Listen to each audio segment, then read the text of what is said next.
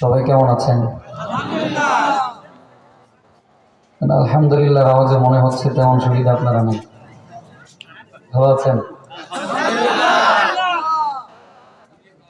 এই অল্প কয়েকজন মুরব্বী সামনে থেকে বলছেন, বাকিরা তেমন একটা নাই। আলহামদুলিল্লাহ বললে কি লাভ নাকি লস বাবা? শুকরিয়া আদায় করবো কার? আল্লাহ তাআলার শুকরিয়া আদায় করতে কোনো কৃপণতা চলবে? জবান দিয়েছেন কে? আল্লাহ তাআলার জবান দিয়ে যদি আল্লাহকে ডাক দিই, আল্লাহর কৃতজ্ঞতা প্রকাশ করি, বলেন এতে আল্লাহ তাআলা খুশি হবে না রাগ হবে? তাহলে আমার মালিককে একবার খুশি করার জন্য মালিককে ডাকবেন আল্লাহ। লিল্লাহি তাকবীর, নারায়ে তাকবীর। যে আওয়াজ দিচ্ছেন ওয়াজ হবে কিন্তু গজল হবে না। এটা ওয়াজ হওয়ার মতো আওয়াজ, কিন্তু গজলের আওয়াজ হয় না। ওই যে আসার পরে যুবক কয়েকটা বন্ধু বলতেছে গজল শোনাইতে হবে। হ্যাঁ লাগবে, আমার ভাই এখান থেকে এখন বলতেছে লাগবে, কিন্তু এ তো গজলের আওয়াজ না। আওয়াজ দিতে রাজি আছেন ইনশাআল্লাহ? নারায়ে তাকবীর। মোটামুটি হয়েছে তাই না? আর একটু পরীক্ষা করে নেব নাকি? আমার ভাই আনিসুর রহমান আনসারী সাহেব দাওয়াত বারকাতুল্লাহ আলিয়া অত্যন্ত চমৎকার আলোচনা করছেন। আমি পূর্ণ আলোচনা শুনেছি আলহামদুলিল্লাহ। কিন্তু আফসোসের ব্যাপার হলো ভাই আলোচনা করছে ঠিক, কিন্তু আপনারা কেউ মাতেন নাই, কেউ আওয়াজ দেন না। যদি এরকম ঘুমন্ত অবস্থায় থাকেন তো আলোচনাও হবে না, আলোচনাও একটু পর বন্ধ হয়ে যাবে। একটু পরীক্ষা করে নেবার, একটু রাগ করবেন না তো? মোটামুটি দুই শ্রেণীর মানুষ আছেন, বিবাহিত অবিবাহিত। হ্যাঁ এই দেখে পাগলা গুলার কাছে আগে দিয়েছে না, মুরব্বীদেরকে আগে রাখতে হবে, কারণ মুরব্বীদেরকে আগে রাখা এটা হচ্ছে আদব। আমরা আদবওয়ালা সন্তান, ঠিক না? আমরা বাবাদের পরীক্ষা নেব, নারায়ে তাকবীর বলবো, আল্লাহু আকবারের আওয়াজ দিবেন, তবে দেখেন আপনারা আপনাদের ছেলেদের কাছে কিন্তু ঢুকেন না। রাজি আছেন তো ইনশাআল্লাহ? নারায়ে তাকবীর।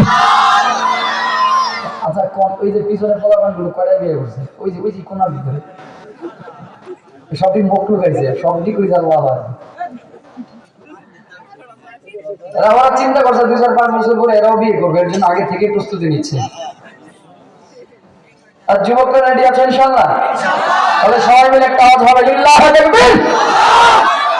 হ্যাঁ, এবার যুবক বুঝি না, বৃদ্ধ বুঝি না, শিশু বুঝি না, একবার আল্লাহু আকবারের আওয়াজ তুলব।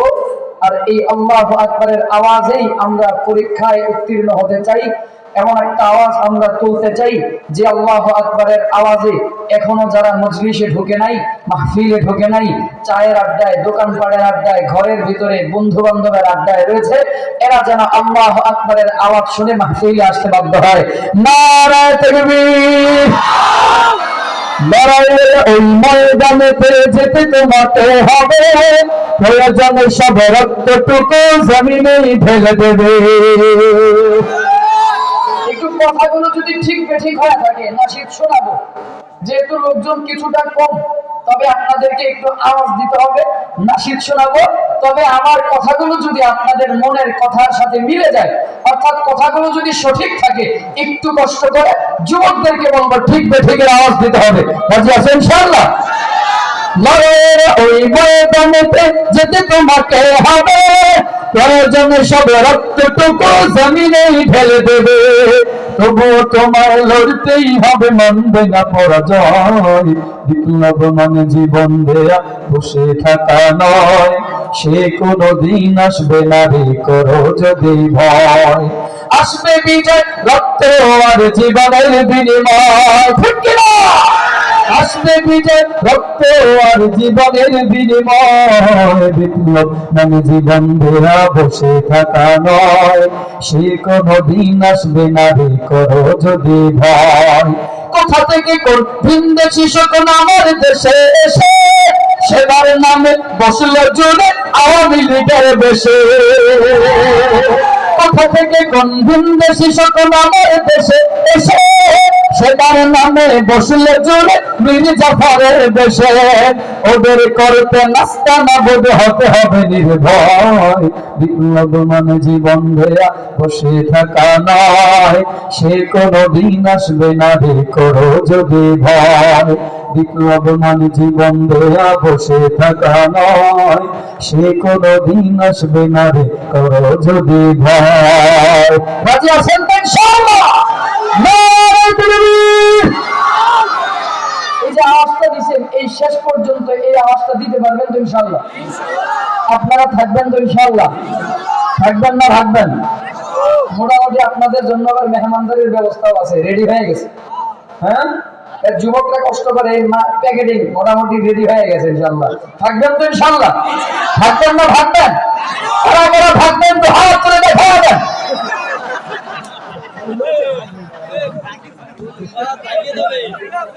মানে এখনই আমাদের রাইখা আপনারা চলে যাবেন? বুঝেন নাই? থাকবেন ইনশাআল্লাহ?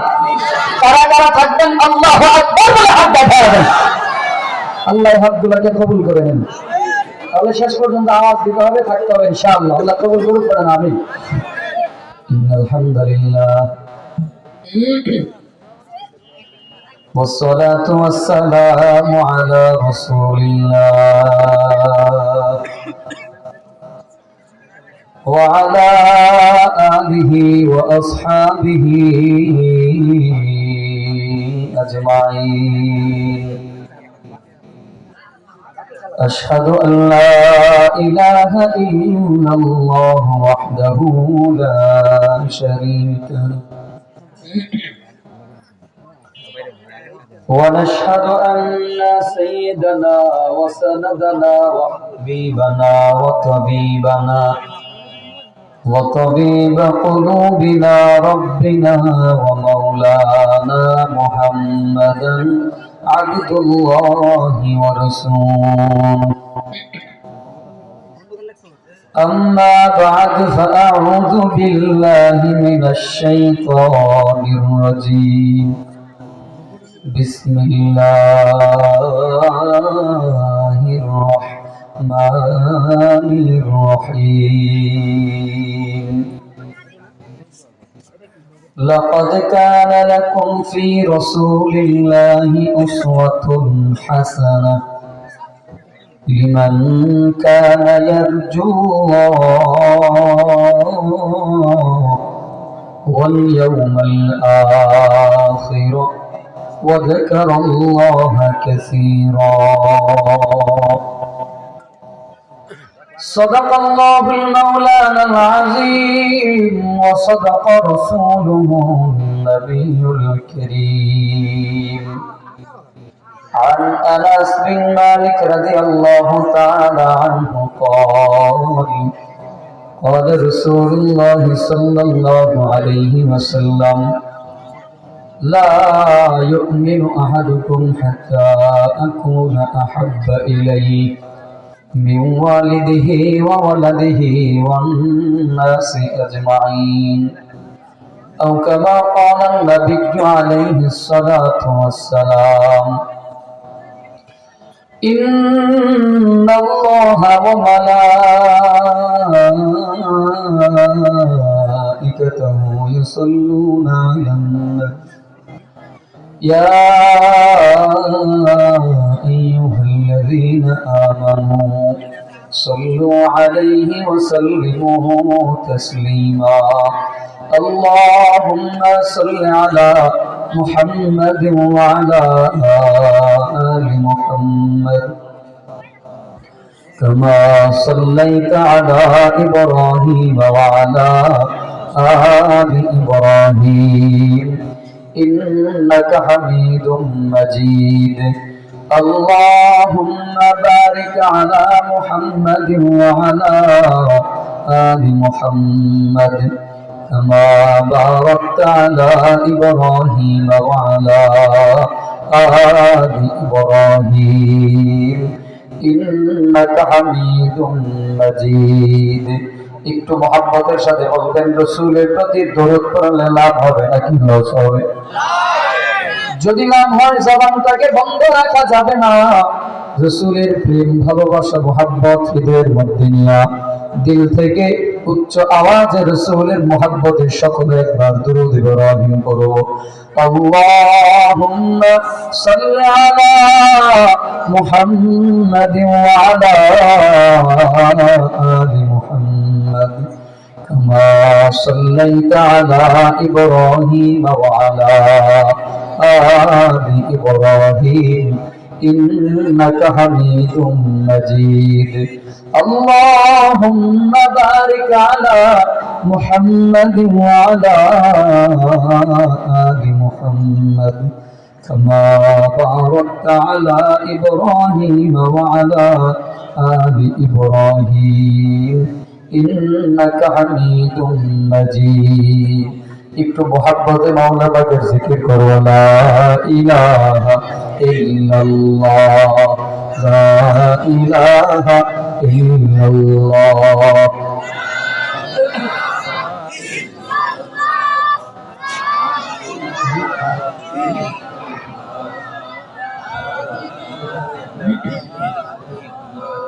লা ইলাহা ইল্লাল্লাহ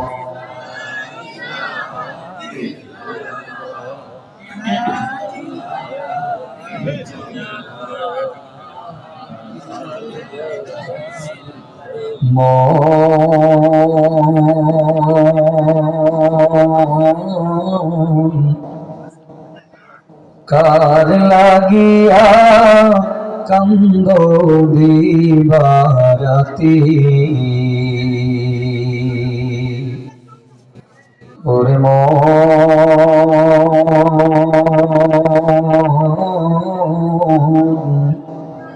কার লাগিয়া কান্দো দিবারাতি ভেবে দেখো কেউ রবে না ভেবে দেখো কেউ রবে না তোমার সঙ্গের সাথী কার লাগিয়া কান্দো দিবারাতি আপন আপন বইলা যারে ভাবছো সারাক্ষণ আসলে তো কেউ নয় তারা কেউ নয় রে আপন ও তোর কে বা আপন বুঝবি একদিন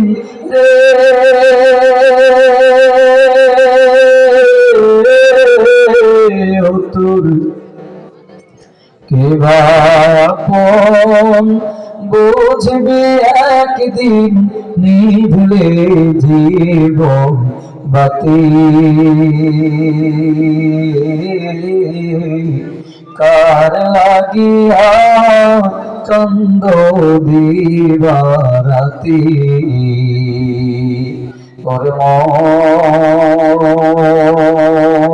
মন কার লাগিয়া কান্দো দিবারাতি আলহামদুলিল্লাহ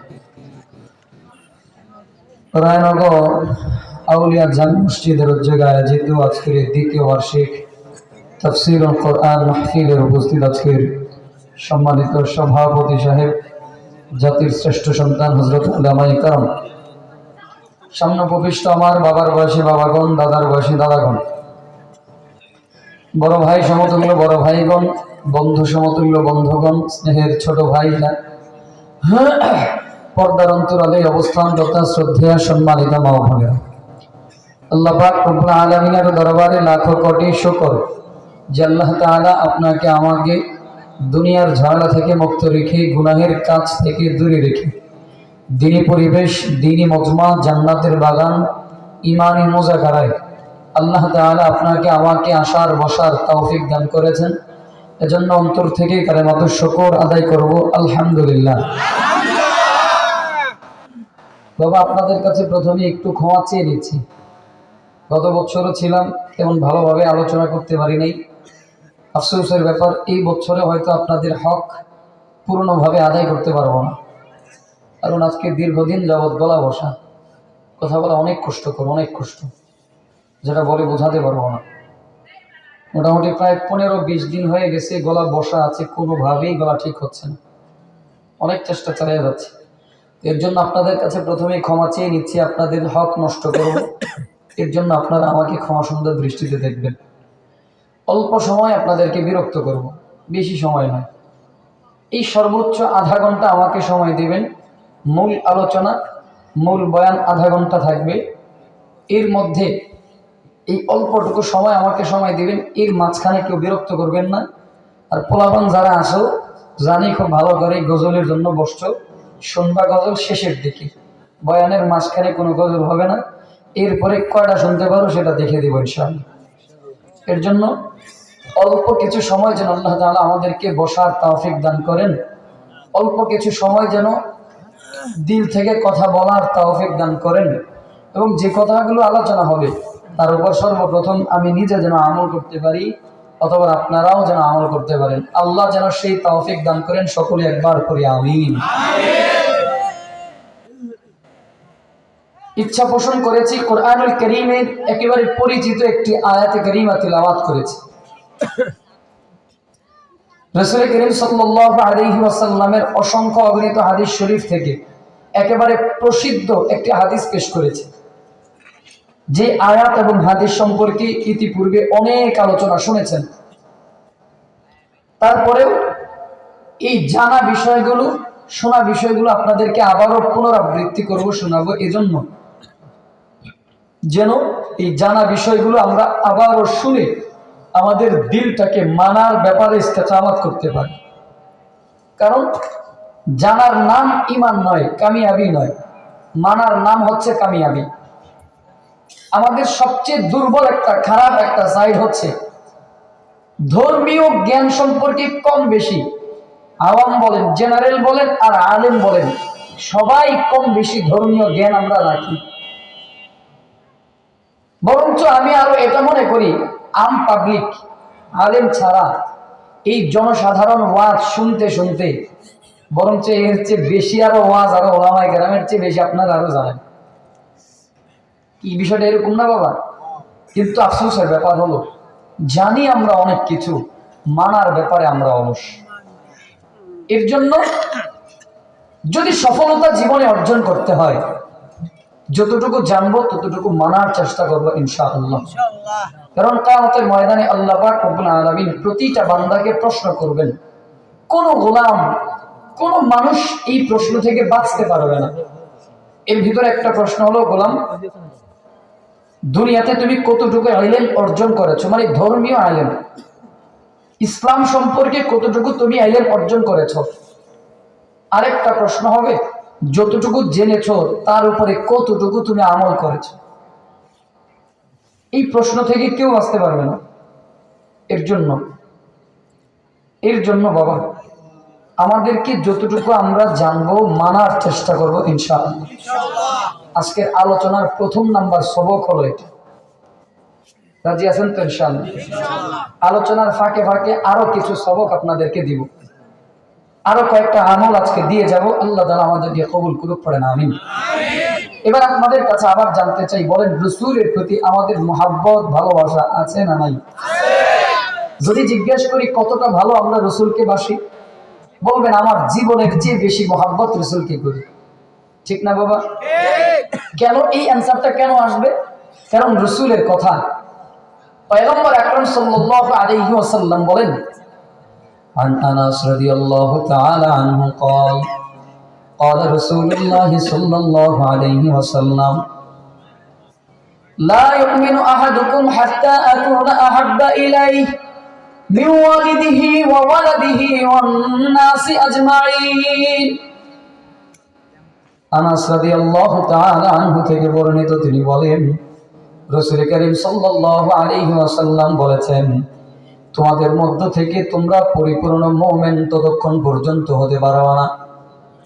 লা ইউমিনু আহাদুকুম, তোমরা পরিপূর্ণ মুমিন হতে পারবে না, বলে কতক্ষণ? হাত্তা, যতক্ষণ পর্যন্ত আকুনা আহাব্বা ইলাইহি, মিন ওয়ালিদিহি ওয়া ওয়ালাদিহি ওয়ান নাসি আজমাইন।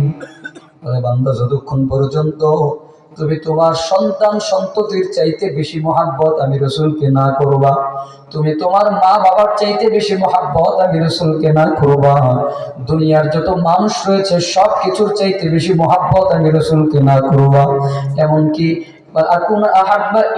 এমনকি তুমি তোমার নিজের জীবনের চাইতে বেশি মহাব্বত আমি রাসূলকে না করবা, রাসূল বলেন ততক্ষণ পর্যন্ত পরিপূর্ণ মুমিন তোমরা হতে পারবা না। তাহলে আপনাদের কাছে যদি জানতে চাই রাসূলকে কতটা মহাব্বত আমরা করি, এক বাক্য উত্তর আসবে, আমি আমার জীবনের চেয়ে বেশি, নিজের চাইতে বেশি মহাব্বত আমার রাসূলকে করি। ঠিক না? যদি বলি আপনার আমার নেতাকে, উত্তর কি দিবেন? আলোচনায় ঢুকে যাব, মূল আলোচনায় ঢুকবো, তার পূর্বে আমার এই পয়েন্টগুলো একটু বুঝতে হবে। এই অল্প কিছু কথা আগে যদি মাথায় ঢুকাইতে পারেন, বুঝতে পারেন, তাহলে বাকি বিষয়টা বুঝতে সহজ হয়ে যাবে। বলেন আমাদের নেতা কে?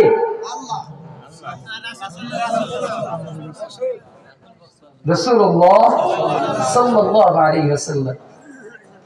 আমাদের আদর্শ, আমাদের নেতা, আমাদের লিডার। যদি বলি আমাদের নেতাকে, এক বাক্যে উত্তর দিবেন রাসূলুল্লাহ সাল্লাল্লাহু আলাইহি ওয়াসাল্লাম। যদি বলি আমাদের আদর্শকে, এক বাক্যে উত্তর দিবেন রাসূলুল্লাহ সাল্লাল্লাহু আলাইহি ওয়াসাল্লাম। যদি বলি আমরা কাকে অনুসরণ করব, বিনা বাক্যে উত্তর দিবেন রাসূলুল্লাহ সাল্লাল্লাহু আলাইহি ওয়াসাল্লাম।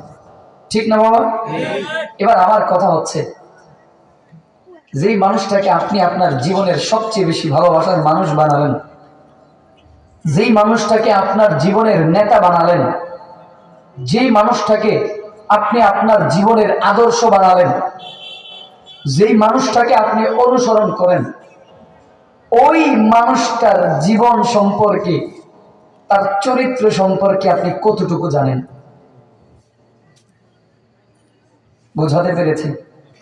যুবক, বিনা বাক্যে উত্তর দিবা রাসূলকে ভালোবাসো, গার্লফ্রেন্ডের চেয়ে বেশি ভালোবাসো রাসূলকে।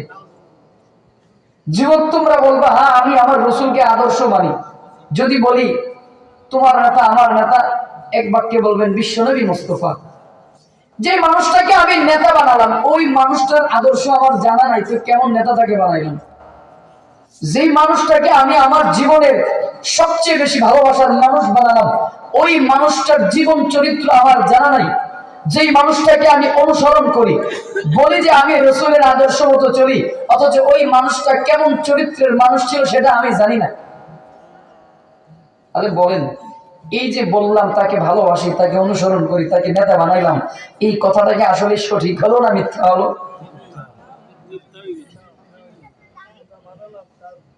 বুঝাইতে পারছি প্রশ্নটা বাবা? আমার পয়েন্টটা বুঝতে পারছেন তো? আমরা বললাম রাসূলকে ভালোবাসি, রাসূলকে অনুসরণ করি, রাসূলকে আমি মানি, রাসূলকে আদর্শ বানাইলাম, রাসূলকে নেতা বানাইলাম, রাসূল যেভাবে চলে আমি সেভাবে চললাম। কিন্তু আফসোসের ব্যাপার হলো, আমি যাকে নেতা বানাইলাম, আমার নেতা কিভাবে রাতের বেলা ঘুমাইছে আমি জানি না। আমি যাকে নেতা বানাইলাম, আমার নেতা কিভাবে নামাজ পড়ছে আমি জানি না। আমি যাকে নেতা বানাইলাম, আমার নেতা কিভাবে আত্মীয়তা করছে সেটা আমি জানি না। আমি যাকে নেতা বানাইলাম, আমার নেতা কিভাবে বাথরুমে গেছে আমি জানি না। আমি যাকে নেতা বানাইলাম, আমার নেতা কিভাবে বাথরুম থেকে বের হয়েছে আমি জানি না। আমি যাকে নেতা বানালাম, আমার নেতা কিভাবে খাবার খাইতো আমি জানি না। আমি যাকে নেতা বানালাম, আমার নেতা কিভাবে মানুষের সাথে সম্পর্ক করেছে আমি জানি না। আমি যাকে নেতা বানালাম, আমার নেতা কিভাবে মেয়ে বিয়ে দিছে আমি জানি না। আমি যাকে নেতা বানালাম, কিভাবে আমার নেতা আত্মীয়তার সম্পর্ক করেছে আমি জানি না।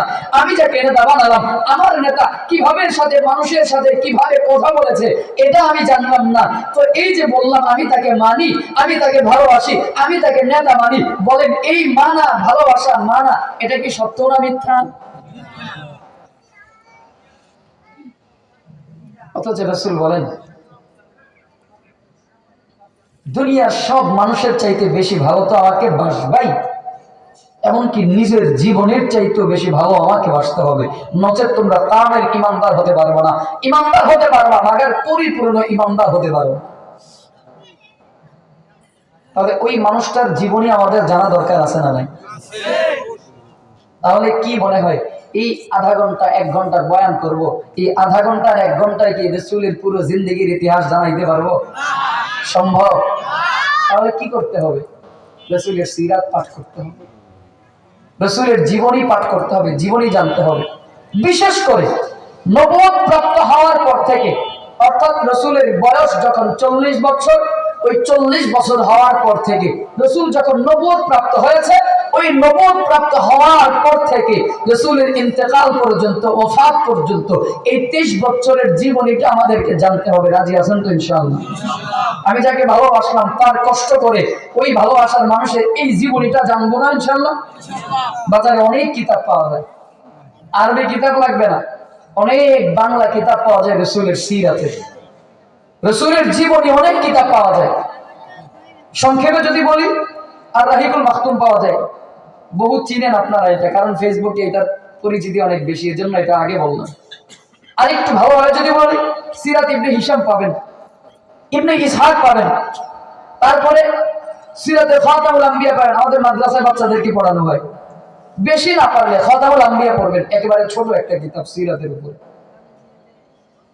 সিরাতে খাতামুল আম্বিয়া শফি রহমাতুল্লাহি তাআলা লিখিত সংক্ষিপ্ত ভাবে সিরাতে খাতামুল আম্বিয়া, এটা পড়বেন সংক্ষিপ্ত। অন্তত এতটুকু যদি পড়তে পারেন, এই 200-250 পৃষ্ঠা হবে, বেশি না, 200-250 পৃষ্ঠা, এতটুকু যদি পড়তে পারেন তো আপনার আমার রাসূল, আপনার আমার পয়গম্বর দ্বীনের জন্য, ইসলামের জন্য, কালেমার জন্য, ঈমানের জন্য কতটা কষ্ট করছেন এটা আপনারা উপলব্ধি করতে পারবেন, বুঝতে পারবেন। তাহলে রাসূলের সিরাত পাঠ করতে রাজি আছেন তো ইনশাআল্লাহ? তাহলে আজকের আলোচনার 2 নাম্বার সবক আপনাদেরকে আজকে একটু ওয়াদাবদ্ধ হব, আমার বাকি জিন্দেগি যতদিন হায়াতে বাঁচবো ততদিনে অন্তত জীবনে একবার হলেও আমি আমার রাসূলের জীবনীটা একবার হলেও পারবো, একবার হলেও পাঠ করব। কারা কারা রাজি আছে একটু হাত তুলে দেখাই। নারায়ে তাকবীর। অনেক বাবার হাত তুলে নেই, আমি দেখেছি। কি জন্য তুলে নেই জানেন? আমি বুঝতেছি দিলের খবরটা কিছুটা এরকম, ভিতরের খবর তো পরিপূর্ণ জানবো না, বাকি ধারণা করে বলছি। অনেকে ভাবতেছেন আমি ওয়াদা করলাম পড়বো, কিন্তু যদি পড়তে না পারি তাহলে তো আমার ওয়াদা ভঙ্গ হয়ে যায়। হ্যাঁ ঠিক, এটাও ঠিক। হ্যাঁ বাবা, বিষয়টা এভাবে না নিয়ে আপনি এভাবে নেন, ভালো কাজের জন্য আমি ওয়াদা করলাম, আমি নিয়ত করলাম রাসূলের সিরাত পাঠ করতে পারে, এটা ভালো কাজ। কেমন ভালো কাজ? আশরাফ আলী থানভী রাহমাতুল্লাহ বলে রাসূলের সিরাত পাঠ করতে পারা এটা ঈমান, এটা ঈমান বৃদ্ধি পাবে। কিভাবে ঈমান বৃদ্ধি পাবে? বলে সিরাত পাঠ করলে রাসূলের প্রতি মহব্বত, ভালোবাসা বৃদ্ধি পাবে। আর পয়গম্বর বলেন সিরাত জীবনী, রাসূলের জীবনী পড়লেই রাসূলের প্রতি মহব্বত বাড়বে, ভালোবাসা বাড়বে। কেমনে? যে রাসূল কত কষ্ট করে দ্বীন কায়েম করে গেছেন, ইসলামের প্রচার করে গেছেন, এই ঘটনাগুলো যখন পড়বেন তখন রাসূলের প্রতি অটোমেটিক দিলের মধ্যে একটা জায়গা তৈরি হয়ে যাবে। আর রাসূলের প্রতি যখন মহব্বত বাড়বে, পয়গম্বর বলেন ওমান আহাব্বানি কানা মাই ফিল জান্নাহ, যে মানুষটা আমি নবীকে মহব্বত করবে ওই মানুষটা আমার সাথে জান্নাতে থাকবে। আল্লাহু আকবার। তাহলে রাসূলের সিরাত পাঠ করা এটা ঈমান, এটা ঈমান। আশরাফ আলী থানভী রাহমাতুল্লাহ বলেন এটা ঈমান। এজন্য সিরাত পাঠ করা এটা নেকের কাজ, ভালো কাজ। নিয়ত করেন যে আমি আজকে ওয়াদাবদ্ধ হলাম, নিয়ত করলাম আমি রাসূলের সিরাত পাঠ করব। নিয়ত করা আমার কাজ, পূর্ণ করা কার কাজ? তাহলে আমরা কি অন্তত নিয়ত করতে পারি না? নিয়ত করলাম রাসূলের সিরাত পাঠ করব, বাকি পূরণ করার দায়িত্ব আল্লাহর হাতে ছেড়ে দিলাম। এবার বলেন কারা কারা নিয়ত করতে পারেন যে আমি জীবনে একবার হলেও রাসূলের সিরাত পাঠ করব? একটু আমার মালিককে হাত তুলে দেখায়া দিই। নারায়ে তাকবীর। হ্যাঁ এবার আসেন। বলে আমি তো পড়তে পারি না, আমি তো বাংলা পড়তে পারি না, এখন কি করব? হ্যাঁ আপনার জন্য কাজ হচ্ছে, আপনি পড়তে পারেন না, আপনার নাতিটাকে ডাক দিয়ে আপনার পাশে বসুন। নাতি, প্রতিদিন তুই আমাকে 2 পৃষ্ঠা করে রাসূলের জীবনী পড়ে শোনাবি, বেশি দরকার নাই। সন্তানটাকে ডাক দিয়ে পাশে বসায় দেন, বাবা প্রতিদিন তুই আমাকে 2 পৃষ্ঠা করে রাসূলের সিরাত পড়ে পড়ে শোনা। এই নাতনি, নাতি আছে, নাতনি আছে, ভাই আছে, বোন আছে, ছোট ছোট বাচ্চারা আছে, তারা বাংলা পড়তে পারে, তাদেরকে পাশে ডাক দিয়ে না সিরাতের কিতাবে, ওই যে সিরাতে খাতামুল আম্বিয়ার দাম বেশি না, 150-200 টাকার মতো, এই 100-150 টাকার মতো একটা কিতাব, অল্প দাম, অল্প। এই অল্প দামের কিতাবটা আয়না নাতনির হাতে, নাতির হাতে ধরায় দেবেন। প্রতিদিন তুই আমার 2 পৃষ্ঠা করে রাসূলের সিরাত পাঠ করে শোনাবি। রাজি আছেন তো ইনশাআল্লাহ? বাংলা পড়তে না পারলে অন্তত এতটুকু তো করতে পারবেন, শুনতে তো পারবেন ইনশাআল্লাহ। আল্লাহ কবুল করুক, পড়েন আমিন। তাহলে আলোচনা থেকে কাজ দিলাম কয়টা? প্রথমে কাজ দিলাম যতটুকু জানবো ততটুকু মানবো, এই হলো 1 নাম্বার কাজ। দ্বিতীয় নাম্বার কাজ হলো আজকের বয়ান থেকে 2 নাম্বার আমল হলো জীবনে একবার হলেও রাসূলের সিরাত পাঠ করবো ইনশাআল্লাহ। তাহলে এই 2টা আমল দিলাম। এরপরে বয়ান শেষ করার পরে আরো 2-1টা আমল দিব। আল্লাহ আমাদের কবুল করুক, পড়েন আমিন। এবার আসেন, আল্লাহ পাক রব্বুল আলামিন কোরআনুল কারীম থেকে যে আয়াতে কারীমা তেলাওয়াত করেছে, আল্লাহ পাক বলেন লাকাদ কানা লাকুম ফি রাসূলিল্লাহি উসওয়াতুন হাসানাহ। আমি যে কাজটা আজকে করব ওই রাসূলের সিরাত থেকে অল্প একটু সময় আপনাদেরকে রাসূলের জীবনী শোনাবো। কোন অংশটা? যে আপনার আমার রাসূলের জীবনের সবচেয়ে কষ্টের যে সফর ছিল তায়েফের সফর, ওই তায়েফের সফরের হিস্ট্রিটা, তায়েফের সফরের ঘটনাটা আপনাদেরকে অল্প একটু শোনাবো ইনশাআল্লাহ। আল্লাহ পাক রব্বুল আলামিন বলেন লাকাদ কানা লাকুম ফি রাসূলিল্লাহি উসওয়াতুন হাসানাহ লিমান কানা ইয়ারজুল্লাহ ওয়াল ইয়াউমাল আখির ওয়া যাকারাল্লাহা কাসীরা। আল্লাহ পাক রব্বুল আলামিন বলেন গোলাম লিমান কানা ইয়ারজুল্লাহ, যারা আল্লাহকে সন্তুষ্টি করতে চাও, যারা আল্লাহর সন্তুষ্টি চাও, ওয়াল ইয়াউমাল আখির, যারা আখিরাতের সফলতা চাও, ওয়া যাকারাল্লাহা কাসীরা, যারা আল্লাহ তাআলাকে বেশি বেশি করে স্মরণ করতে চাও। 1 নাম্বার যারা আল্লাহ তাআলার সন্তুষ্টি চাও, 2 নম্বরে যারা আল্লাহ তাআলাকে বেশি বেশি করে স্মরণ করতে চাও, 3 নম্বরে ওয়াল ইয়াউমাল আখির, যারা আখিরাতের সফলতা চাও।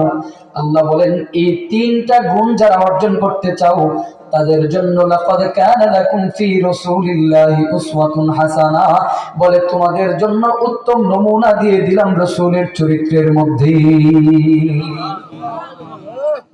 রাসূলের আদর্শের মধ্যে তোমাদের জন্য উত্তম নমুনা দিয়ে দিলাম, উত্তম অনুসরণ দিয়ে দিলাম। পয়গম্বর আকরাম সাল্লাল্লাহু আলাইহি ওয়াসাল্লাম কত কষ্ট করে দ্বীনের দাওয়াত দিয়ে গেছেন। আজকে আপনি আর আমি কালেমা পড়তেছি লা ইলাহা ইল্লাল্লাহ মুহাম্মাদুর রাসূলুল্লাহ। আপনি আমি নিজেকে মুসলমান দাবি করি, ঈমানওয়ালা দাবি করি। এ বাবা কোনো কষ্ট করা লাগে নাই, কোনো ত্যাগ তিতিক্ষা করা লাগে নাই। অথচ পয়গম্বর আকরাম সাল্লাল্লাহু আলাইহি ওয়াসাল্লাম এই কালেমার জন্য, দ্বীনের জন্য, ইসলামের জন্য কেমন কষ্ট করে গেছেন জানেন? পয়গম্বর আকরাম সাল্লাল্লাহু আলাইহি ওয়াসাল্লামের নবুয়তের 10ম বছরের জিন্দেগি, নবী আকরাম সাল্লাল্লাহু আলাইহি ওয়াসাল্লামের নবুয়তের যখন 10ম বছর হলো, নবুয়ত প্রাপ্তির 10ম বছর, ওই বছরটাকে ঐতিহাসিকগণ বলেন আমুল হুজুন, মানে দুঃখের বছর।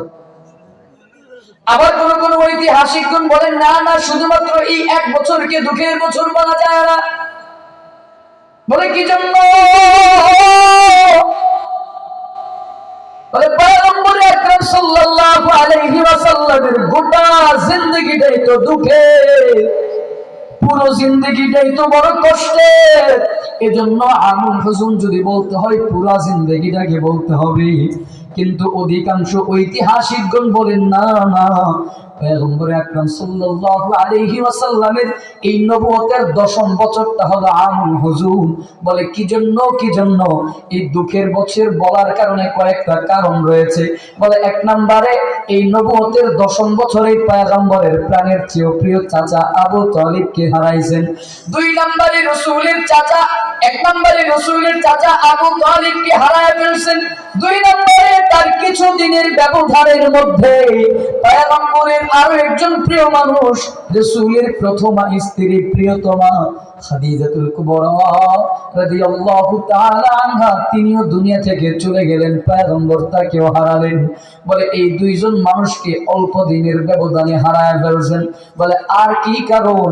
বলে আরো একটা কারণ হলো এই নবুয়তের 10ম বছরেই পয়গম্বরের জীবনের সবচাইতে কষ্টের সফর, ওই তায়েফের সফর সংঘটিত হয়েছিল এই 10ম বছরে, যার কারণে পয়গম্বরের এই নবুয়তের 10ম বছরটাকে বলা হয় আমুল হুজুন, মানে দুঃখের বছর। রাসূল করিম সাল্লাল্লাহু আলাইহি ওয়াসাল্লামের চাচা আবু তালিব দুনিয়া থেকে বিদায় হয়ে গেল। রাসূলের জিন্দেগিতে এক শোকের ছায়া নেমে আসে। বলে কেমন শোকের ছায়া? বলে পয়গম্বর আকরাম সাল্লাল্লাহু আলাইহি ওয়াসাল্লাম এই আবু তালিব রাসূলের জিন্দেগিতে কালেমার জন্য ডাল স্বরূপ ছিলেন। আরেকটু যদি বোঝায়া বলি, চাচা আবু তালিব দুনিয়াতে যতদিন জীবিত ছিল, মক্কার কোন মুশরিক, কোন লিডার, কোন কাফের, কোন বেঈমান আপনার আমার পয়গম্বরের উপরে সরাসরি আঘাত করতে পারে নাই, শারীরিক আক্রমণ করতে পারে নাই। কিন্তু এই চাচা আবু তালিব যখনই দুনিয়া থেকে বিদায় হয়ে যায়, রাসূলের উপরে মক্কার মুশরিক লিডাররা পয়গম্বরের উপরে আঘাত, শুধু মুশরিক লিডাররাই নয়, বলে ওই মক্কার নির্বোধ দুর্বল মানুষগুলো পর্যন্ত পয়গম্বরকে অপমান অপদস্থ শুরু করে দেয়। এর মুসলমান বন্ধুরা আমার, এই তো গেল একটা কারণ। দুই নম্বরে রাসূলের প্রথম স্ত্রী খাদিজাতুল কুবরা রাদিয়াল্লাহু তাআলা আনহা। কেউ কেউ বলেন চাচা আবু তালিবের ইন্তেকালের 3 দিন পরে খাদিজাতুল কুবরার ইন্তেকাল হয়। ইবনুল কাইয়্যিম রাহমাতুল্লাহি তাআলা তিনি বলেন, জাদুল মাআদে তিনি বলেন 3 দিন নয় বরঞ্চ 3 মাস পরে রাসূলের স্ত্রীর ইন্তেকাল হল। যেটাই হোক, 3 দিন হোক বা 3 মাস হোক, রাসূলের স্ত্রীও চলে গেলেন। পয়গম্বরের দিলের মধ্যে বড় ব্যথা।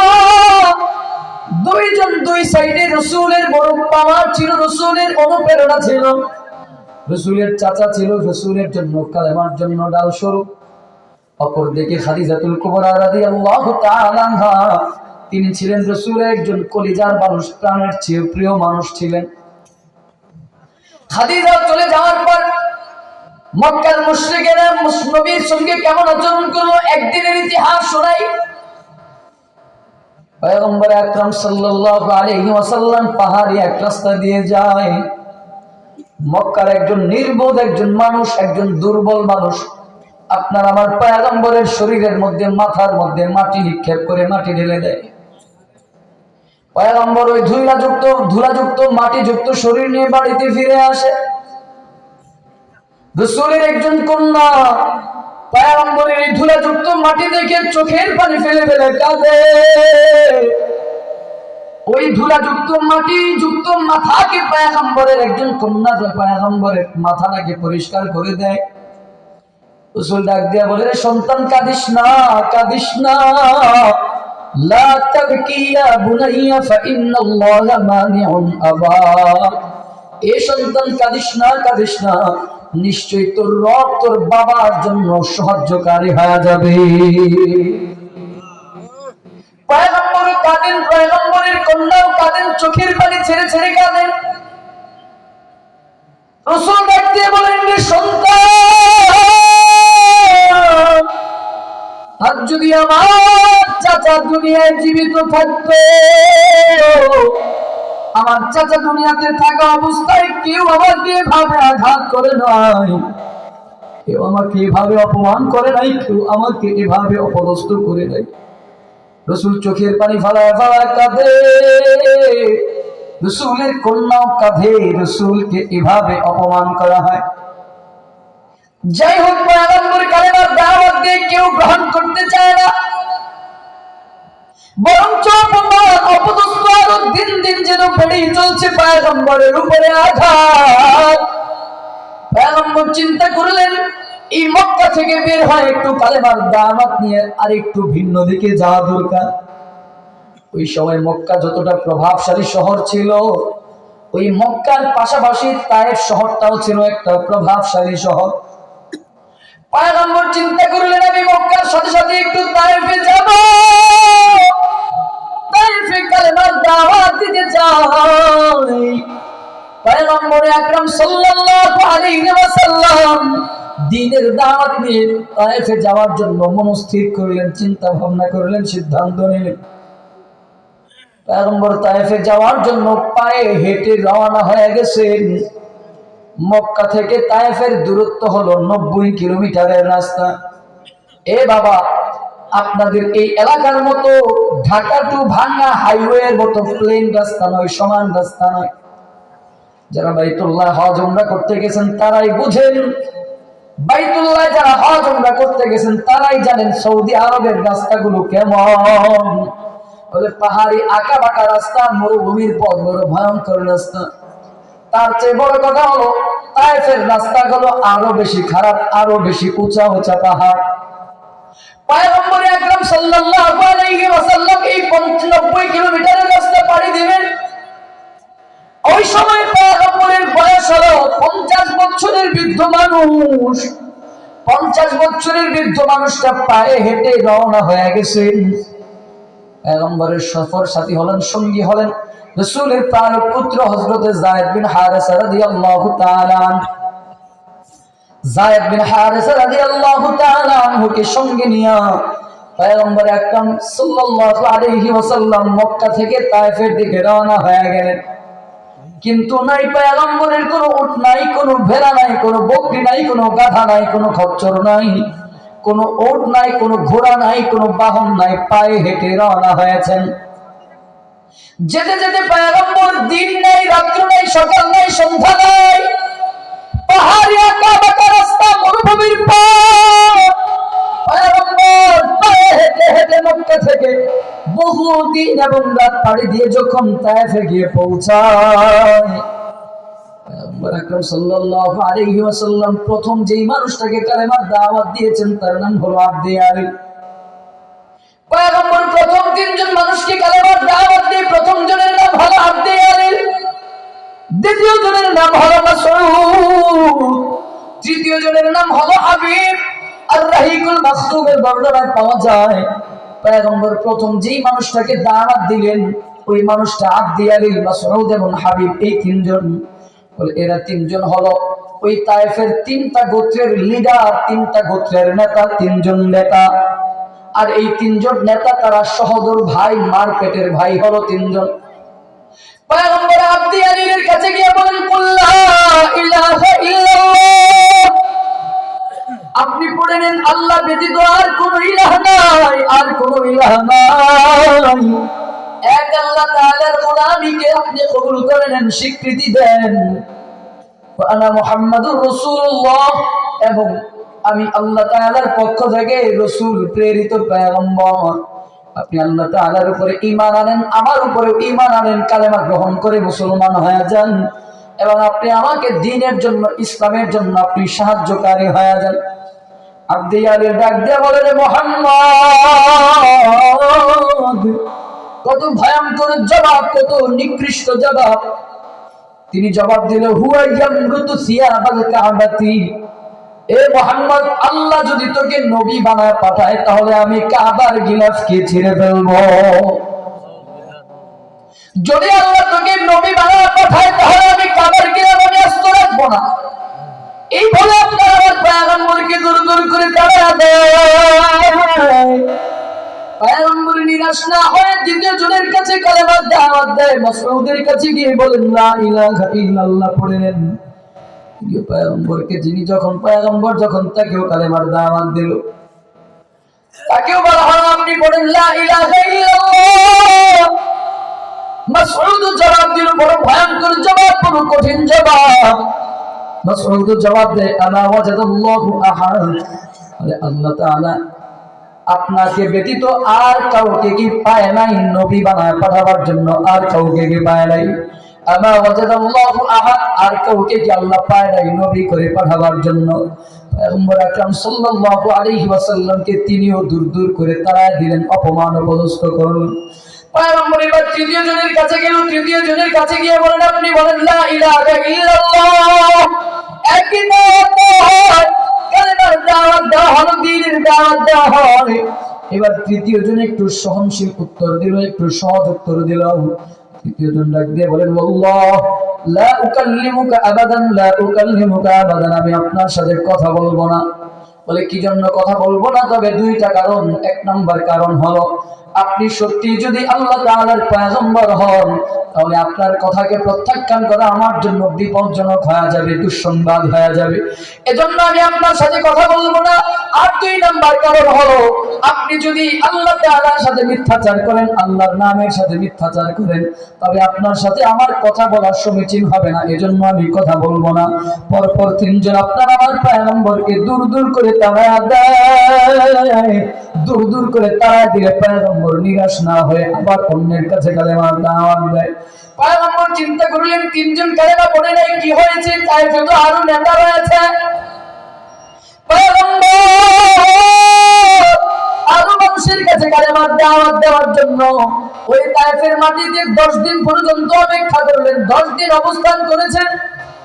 10 দিন অবস্থান করে করে পয়গম্বর প্রতিটা গোত্রের নেতার কাছে গিয়ে কালেমার দাওয়াত দেয়। এ বাবা, একটু দিলের কানটা খুলে একটু কথাগুলো শোনার চেষ্টা করেন। চামড়ার কানটা বন্ধ করে দিয়ে রাসূলের জীবনী থেকে আপনাদেরকে অল্প একটু শোনাই।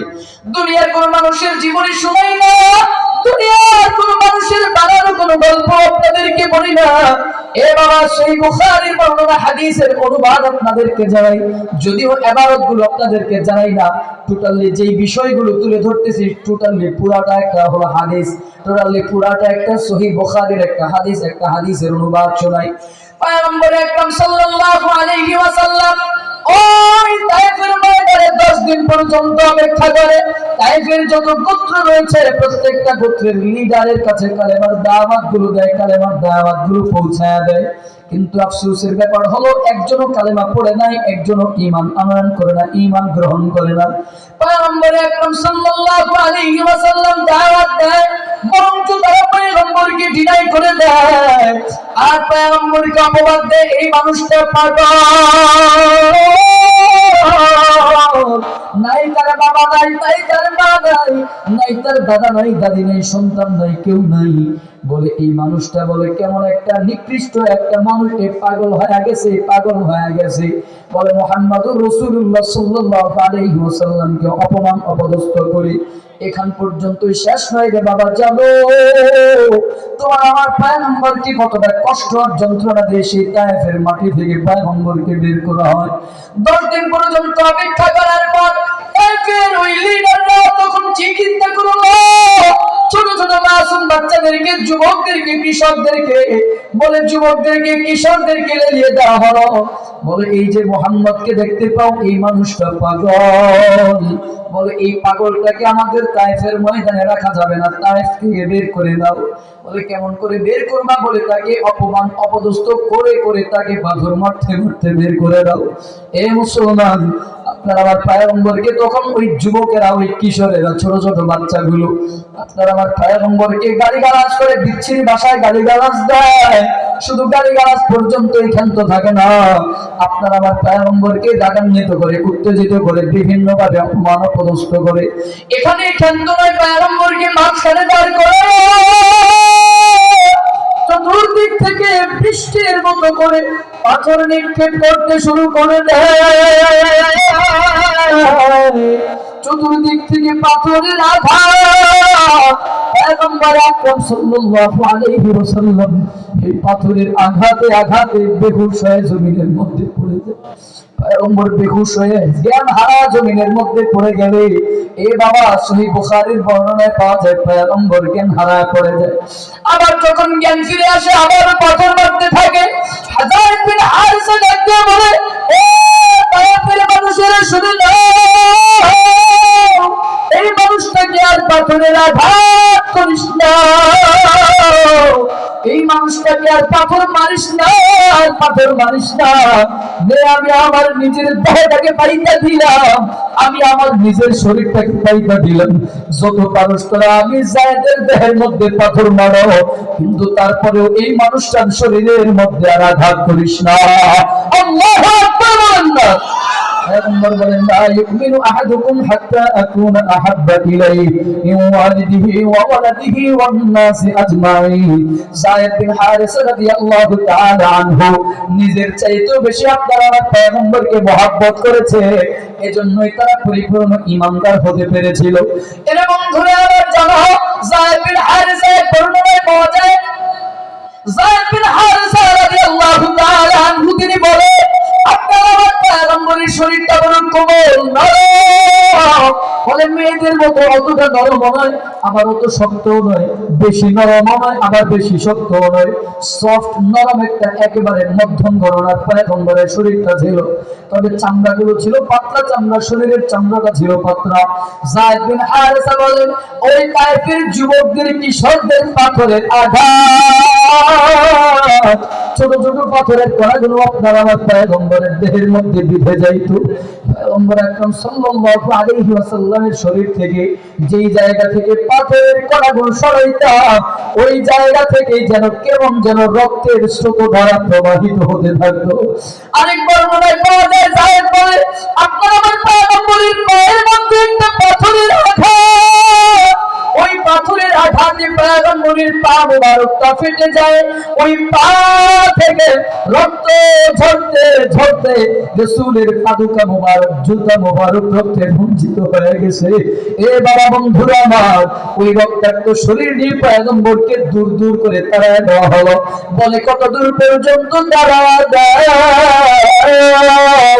বলে পয়গম্বর আকরাম সাল্লাল্লাহু আলাইহি ওয়াসাল্লামকে পাথর মারতে মারতে অপমান অপদস্থ করতে করতে তায়েফ থেকে 3 মাইল দূর পর্যন্ত পয়গম্বরকে নিয়ে গেল। ওই 3 মাইল দূরে যাওয়ার পরে পয়গম্বর তাকায় দেখলেন দূরে একটা আঙ্গুর বাগান দেখা যায়। পয়গম্বর ওই আঙ্গুর বাগানটা দেখে আঙ্গুর বাগানের মধ্যে আশ্রয় গ্রহণ করে। পয়গম্বর আঙ্গুর বাগানের মধ্যে ঢুকে গিয়ে তায়েফের যুবকেরা, তায়েফের কিশোরেরা পয়গম্বর তখন পিছনে চলে যায়। পয়গম্বরকে ওই আঙ্গুর বাগান পর্যন্ত রেখে দিয়ে তখন তারা পিছনে চলে গেল। পয়গম্বরের দুরবস্থা দেখে ওই আঙ্গুর বাগানের মধ্যে যখন আশ্রয় গ্রহণ করে, ওই আঙ্গুর বাগানটা হলো আবার মক্কার 2 মুশরিক লিডারের। ওই আঙ্গুর বাগানটা হলো মক্কার 2 জন মুশরিক লিডার, একজনের নাম হলো উতবা, আরেকজনের নাম হলো শাইবা।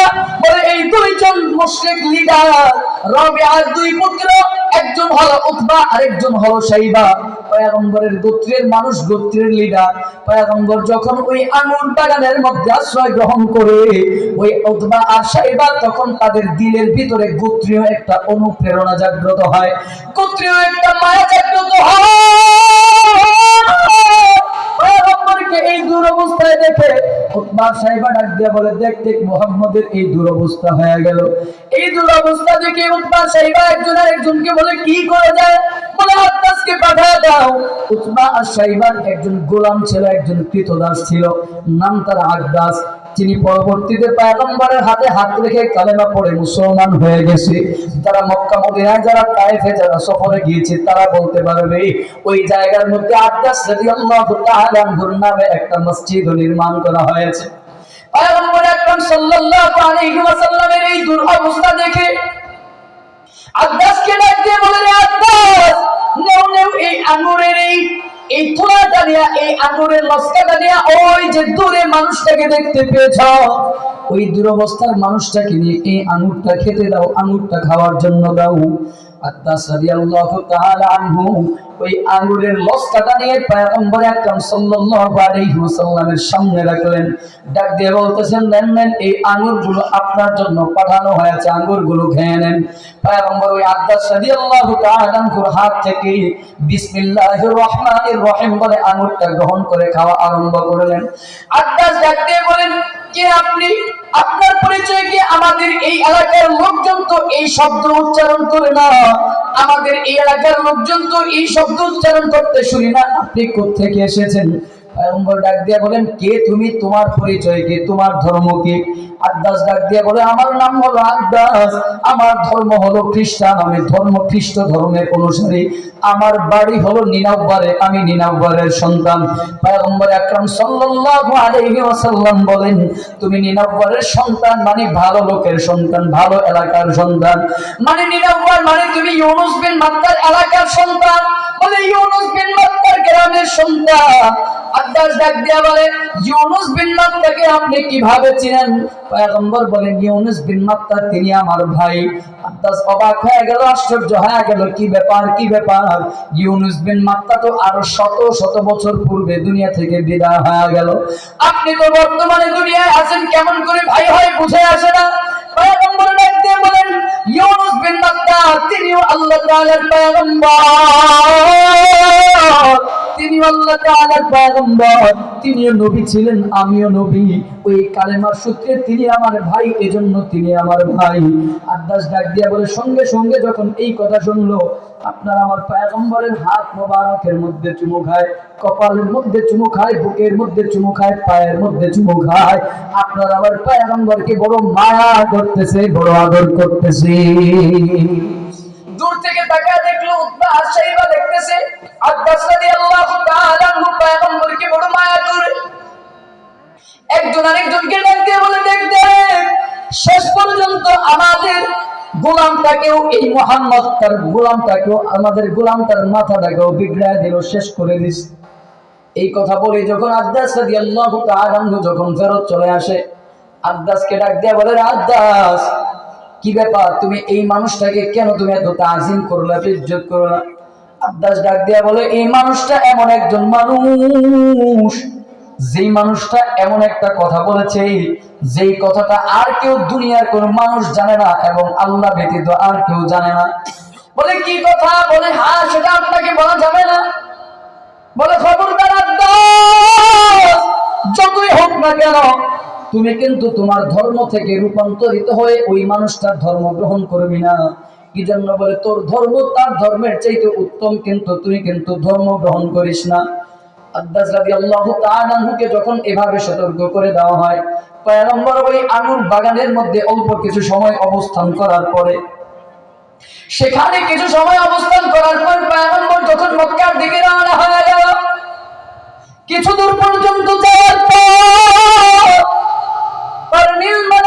করনুল মানাজিল নামক জায়গা পর্যন্ত যাওয়ার পর যারা হাজী সাহেব আছে যারা জানবে ওই করনুল মানাজিল সেটা হলো ইহরাম বাঁধার জায়গা।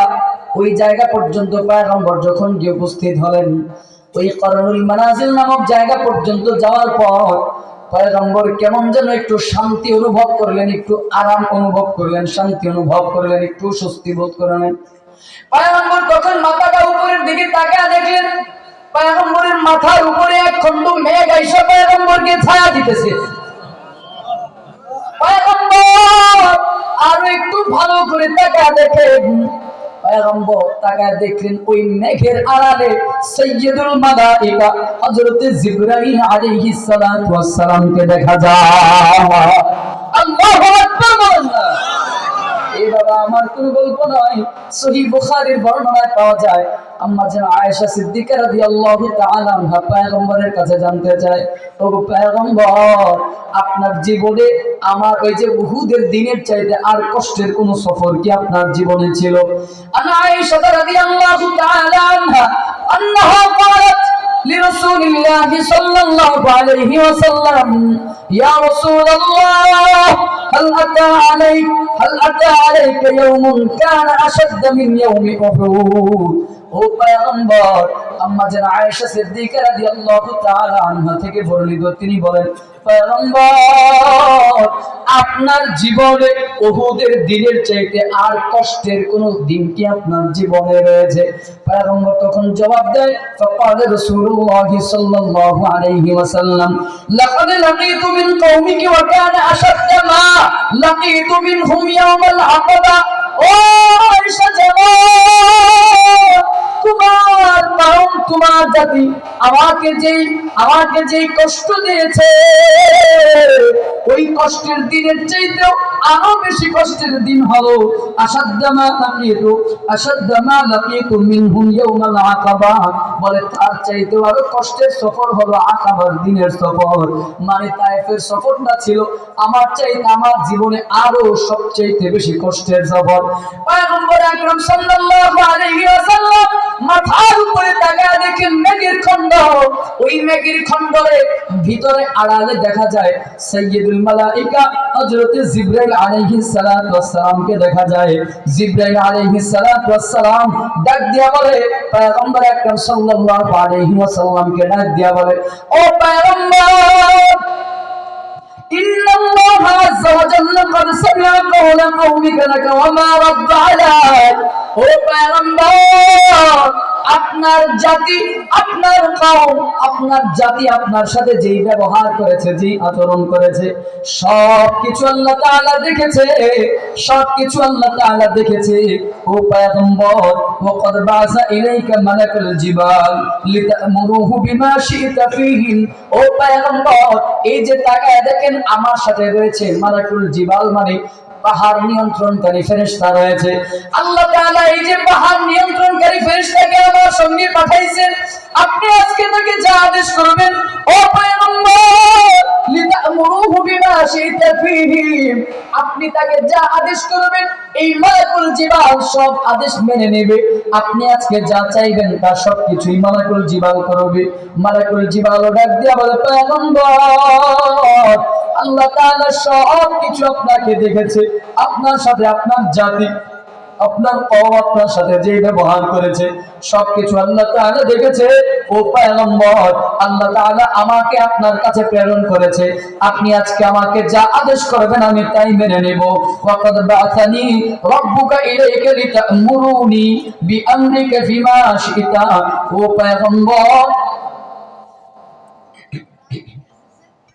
আপনি আমাকে যা আদেশ করবেন, আপনার রব আমাকে আপনার কাছে প্রেরণ করেছে, আপনি আমাকে যা আদেশ করবেন আমি আপনি তাই মেনে নেব।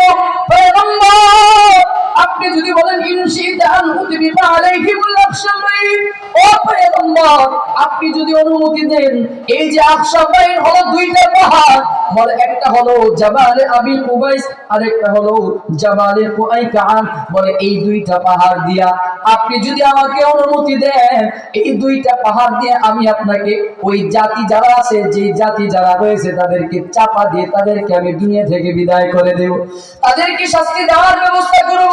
আপনি যদি আমাকে বলেন আকশা বাহিনী দিয়ে তাদেরকে উল্টায়া দেব।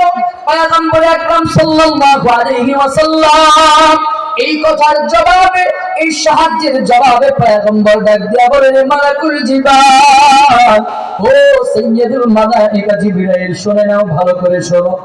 আজকে তারা হয়তো কালেমা পড়ে না, এই কওম আমার এই জাতি হয়তো আজকে তারা ঈমান আনে নাই, আজকে হয়তো তারা কালেমা পড়ে নাই, আল্লাহ তাআলার গোলামি, আল্লাহ তাআলার দাসত্ব গ্রহণ করে নাই, কিন্তু আমি আল্লাহর কাছে আশাবাদী তাদের ঔরস থেকে তাদের সন্তানেরা এমন সন্তান জন্মগ্রহণ করবে, তাদের পুত্র থেকে এমন সন্তান আসবে, এমন সন্তান জন্মগ্রহণ করবে যারা এক আল্লাহর গোলামি করবে, এক আল্লাহর ইবাদত করবে, আমি রাসূলকে রাসূল হিসেবে স্বীকৃতি দেবে। সুতরাং এখন যদি তাদেরকে শাস্তি দিয়ে দুনিয়া থেকে বিদায় করে দাও, তাহলে কি আল্লাহ তাআলার গোলামি করবে, কারা আল্লাহ তাআলার দাসত্ব করবে?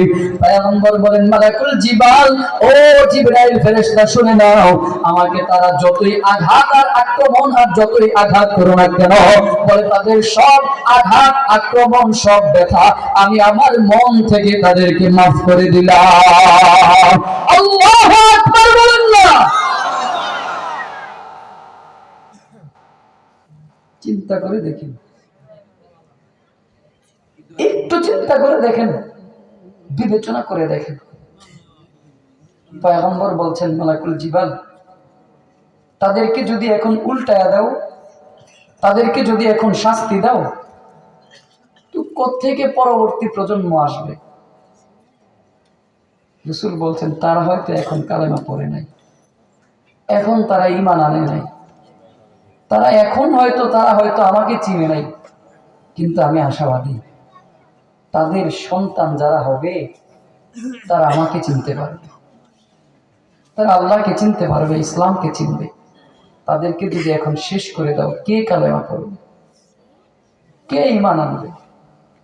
জিবরাইল, আমি তাদেরকে মাফ করে দিলাম।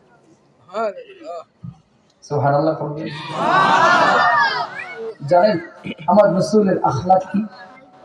জানেন আমার রাসূলের চরিত্রটা কি? আল্লাহ পাক বলেন, ওয়া ইন্নাকা লাআলা খুলুকিন আযীম। কোরআন সাক্ষী, আল্লাহ পাক বলছেন আমার হাবিবের চরিত্র হচ্ছে আযীম চরিত্র, মহান চরিত্র। আল্লাহ পাক বলছেন আমার হাবিবের চরিত্র হলো মহান চরিত্র, আজিম চরিত্র, যে চরিত্র আমি দুনিয়ার কাউকে আর দেই নাই। আমার হাবিবের চরিত্র আজিম চরিত্র, মহান চরিত্র, যে অধিকারে দুনিয়ার আর কেউ হবে না। জানো আমার রসুলের চরিত্রটা কেমন ছিল, আমার রসুলের আখলাক কেমন ছিল? পয়গম্বর একটা খেজুরের বিনিময়ে ওই একটা ইহুদির কূপ থেকে এক বালতি পানি উত্তোলন করে, একটা খেজুরের বিনিময়ে এক বালতি পানি উত্তোলন করে, হাত থেকে রশিটা ছিঁড়ে গিয়ে বালতিটা কূপের মধ্যে পড়ে গেছে। ওই ইহুদি এসে পয়গম্বরের গালের মধ্যে চর বসায় দিছে, থাপ্পড় বসায় দিছে। পয়গম্বর ওই ইহুদির হাত এসে মালিশ করতেছে। পয়গম্বর ইহুদির হাত মালিশ করে দেয়, ভাই আমাকে মারছো, তোমার হাতের মধ্যে ব্যথা লাগে নাই তো? সুবহানাল্লাহ বলবেন। ইহুদির হাত মালিশ করে দেয়, ভাই তোমার হাতে ব্যথা লাগে নাই তো? আপনার আমার পয়গম্বরকে রক্তাক্ত করেছে, রক্তাক্ত।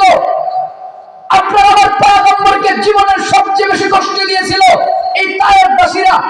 আপনার আমার পয়গম্বরকে রক্তাক্ত করে ফেলেছে, পা মুবারক ফাটায় দিয়েছে, জুতা মুবারক রক্তে রঞ্জিত করেছে। বিনিময়ে যখন আল্লাহ তাআলা আসমানি গায়বী মদদ রাসূলের জন্য পাঠিয়ে দিয়েছে, পয়গম্বর ওই মদদ গ্রহণ করার পরিবর্তে, ওই তাদের প্রতিশোধ গ্রহণ করার পরিবর্তে রাসূল বলেন আমি তাদেরকে মাফ করে দিলাম। এটা রাসূলের চরিত্র, এটা রাসূলের আখলাক। আর আপনার আমার চরিত্র কি, আপনার আমার আখলাক কি? কেউ যদি আমাকে একটা গালি দেয়, এই একটা গালির বিনিময়ে যদি 10টা গালি দিতে না পারি, পেটের ভাত হজম হয় না। আপনার আমার চরিত্র কি? কেউ যদি আমাকে একটা থাপ্পড় দেয়, বিনিময়ে তাকে 10টা থাপ্পড় দিতে না পারলে পেটের ভাত হজম হয় না। আপনার আমার চরিত্র কি? কেউ যদি আমাকে একটু মাইর দেয়, একটু অপমান করে, তার বাপ-দাদা 14 গোষ্ঠীকে পর্যন্ত অপমান করতে না পারলে পেটের ভাত হতে পারে না, হজম হয় না। আল্লাহর কসম করে বলছি, এটা আখিরি জামানের পয়গম্বরের, আমাদের ভালোবাসার প্রিয় মানুষের চরিত্র আর আমাদের চরিত্র এটা কোনোদিন হতে পারে না। অর্থাৎ আমরা যে বলি আমি রাসূলকে ভালোবাসি, আমি রাসূলকে মানি, রাসূল আমার লিডার, রাসূল আমার নেতা, আল্লাহর কসম এটা রাসূলের অনুসারীর চরিত্র হতে পারে না। রাসূলের চরিত্র কি?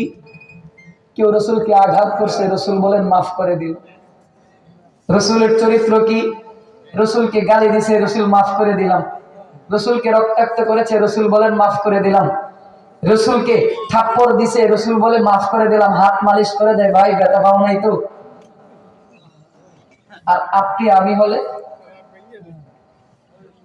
আমি হলে তোর এত বড় সাহস কে দিয়েছে, তুই আমার গালে থাপ্পড় দিয়েছস? বাপ দাদা 14 গোষ্ঠী নিয়ে আসতাম, পুরো গোটা জাতি নিয়ে আসতাম, পুরো এলাকার মহল্লার ভাই ব্রাদার পোলা বানায়, কিশোর গ্যাং, কিশোর যুবক, তোমরা হলে কি করতাম? বলতা এই দোস্ত ফোন লাগাইতি, হিরে তুই কই জানোস কি করছে, অমুক পাড়ার পোলায় তো আমার বেটা থাপ্পড় দিছে, কই আপস? এভাবে কি লজ্জা অপমান করবো, সংগ্রহ করবো, হজম করে যাব? বন্ধু বান্ধবের ফোন লাগা, এ বন্ধু সে বন্ধু, ওরে তারে তারে 14 গোষ্ঠী নিয়ে মোটরসাইকেল নিয়ে ভ্রমণ করে যায়, প্রতিশোধ গ্রহণ করে। আসতে বলেন কেন? আল্লাহর কসম এটা রাসূলের আদর্শের চরিত্র হতে পারে না, রাসূলের ভালোবাসার মানুষের চরিত্র হতে পারে না। হ্যাঁ, রাসূলের আদর্শের চরিত্র যেমন হবে, রাসূলের অনুসারী যারা হবে, রাসূলের আশিক যারা হবে, রাসূলের প্রেমিক যারা হবে, তাদের চরিত্র এমন হবে, তাদের চরিত্রের পরিচয় এমন হবে। এক মুমিন আরেক মুমিনের আয়না শরীফ, আল মুমিনু মিরউল মুমিন, কি বলে হাদিসটা কি জানো? বলে এক মুমিন আরেক মুমিনের আয়না স্বরূপ। বলে একজন মুমিন আরেক মুমিনের জন্য সদয় হবে, নরম হবে, একেবারে হৃদয়বান হবে, বলে তার জন্য সদয় হয়ে যাবে। হ্যাঁ, পক্ষান্তরে যারা আমার রাসূলের ইজ্জতের উপরে গালি দিবে, যারা আমার রাসূলের ইজ্জতকে নিয়ে ছিনিমিনি খেলবে, যারা ইসলামের উপরে আঘাত করতে যায়, ইসলাম বিদ্বেষী আইন পাস করতে যায়, ওই কুলাঙ্গারদের জন্য মুকাদ্দামে রক্ত দিয়ে হলো আমার রাসূলের ইজ্জতকে হেফাজত করব। এটা হওয়ার কথা ছিল রাসূলের আদর্শ, রাসূলের আশিকের চরিত্র হওয়ার কথা ছিল। আপনার আমার চরিত্র এটা যে মুমিন মুমিনের জন্য চরিত্র হবে, আমার আচার ব্যবহার হবে নরম, কিন্তু বেঈমান বেদিন রাসূলকে যারা গুস্তাখে রাসূল হবে, রাসূলের উপরে যারা আঘাত করবে, আক্রমণ করবে, তাদের ব্যাপারে হয়ে যাব আমি কঠিন। আল্লাহ তাআলা আমাদেরকে বোঝার তৌফিক দান করুক, করেন না। আর একটু মহব্বতে পড়েন না আমিন। আজকের আলোচনা থেকে 3 নাম্বার আমল দিয়ে যাই। আজকের আলোচনা থেকে 3য় নাম্বার আমল হলো, 3য় নাম্বার কাজ হলো বাবা, আজকের পর থেকে কোনোদিন কোন মুমিনের ব্যাপারে কখনোই আমরা বিদ্বেষ পোষণ করব না ইনশাআল্লাহ। রাজি আছেন তো ইনশাআল্লাহ? একজন মুমিন আরেকজন মুমিনের সাথে শত্রুতা পোষণ করব না ইনশাআল্লাহ। রাজি আছেন ইনশাআল্লাহ? কেউ কারো ইজ্জতের উপরে আঘাত করব না ইনশাআল্লাহ। রাসূলের আদর্শ আমাদের শরীরের মধ্যে ফিট করতে হবে। রাজি আছেন ইনশাআল্লাহ? আল্লাহ কবুল করুক, পড়েন আমিন। আর একটু মহব্বতে পড়েন আমিন। তাদের অনেক কথা বললাম, কথার মধ্যে যদি ভুল ত্রুটি হয়ে থাকে, অসুস্থ মানুষ হিসেবে সামনের দিকে আর অগ্রসর হব না। আল্লাহ আমাদের সবাইকে কবুল আর মঞ্জুর করুক, পড়েন আমিন। জি,